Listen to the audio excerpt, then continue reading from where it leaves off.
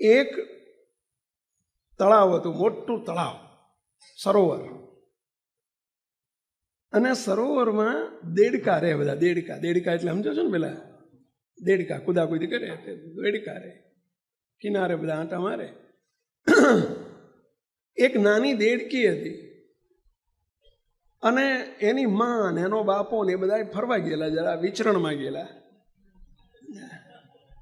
અને સવારનો સમય, નાની દેડકી એક હરણ પાણી પીવા આવ્યું. જંગલનું હરણ પાણી પીવા આવ્યું. હરણ તો તમે જોવો છો ને, મૃગ કેવડું મોટું હોય, એ મોટા શિંગડા એના જોરદાર હોય. જોયું છે ને તમે? કેટલાય મૃગ જોયું છે હરણને? આમ નહીં જોયું, ચિત્રમાં તો જોયું જ હશે, છોકરાઓ જોયું છે ને ચિત્રમાં. તો આંગળી ઊંચી કરો ને, ભૂંડ્યો આવું શું કરો છો? હરણ એનું કેવડું મોટું હોય, કે કૂતરા જેવડું ના હોય, બહુ મોટું હોય. હવે હરણ પાણી પીવા આવ્યું. ઓલી દેડકીએ તો પેલું દેડકીનું બચ્ચું હતું ને, એને તો પહેલી વખત આવડું મોટું પ્રાણી જોયું.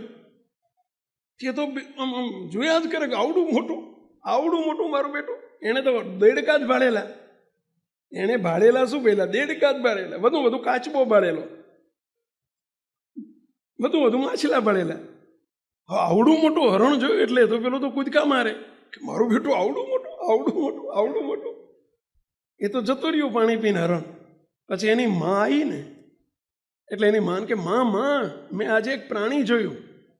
પેલું બચ્ચું કે છે, મેં આજે બહુ મોટું પ્રાણી જોયું.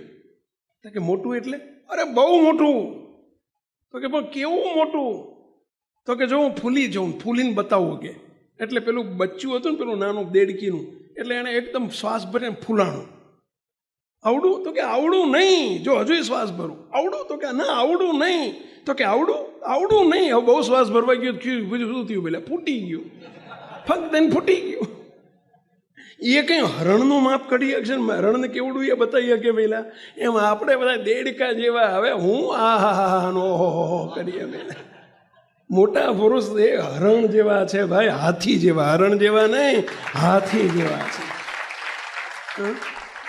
અને આપણા માટે થઈને, આપણી ઉપર કૃપા કરીને, આપણા જેવા થઈને વિચરે, માણસની જોડે માણસ જેવા થઈને ફરે, એ જ આપણી ઉપર મોટામાં મોટી મહેર કહેવાય ભાઈ. નહીંતર આપણે એમની જોડે હેત ન થાય તો આપણે પ્રીતિ કેવી રીતે કરી શકીએ? અને એ પ્રીતિ ના થાય તો આમાં પ્રીતિ, ભગવાનમાં પ્રીતિ કેવી રીતે થાય? એ આપણી અને ભગવાન વચ્ચેની કડી છે. મોટા પુરુષ છે ને, આપણી અને ભગવાન વચ્ચેની કડી છે. મુક્તો ભગવાનને મોટા પુરુષ આ લોકમાં માણસ જેવા થઈને વિચરે છે, આપણા જેવા થઈને વિચરે છે. કેમ? કારણ કે આપણને એમની સાથે હેત થાય. મહારાજે વચનામૃતમાં શબ્દ લખ્યો છે કે એની સાથે સુવાણ થાય. મહારાજ આવો શબ્દ બોલ્યા છે, એમની સાથે સુવાણ થાય. સુવાણ થાય એટલે સમજ્યા પેલા? સજાતીપણાનું હેત થાય.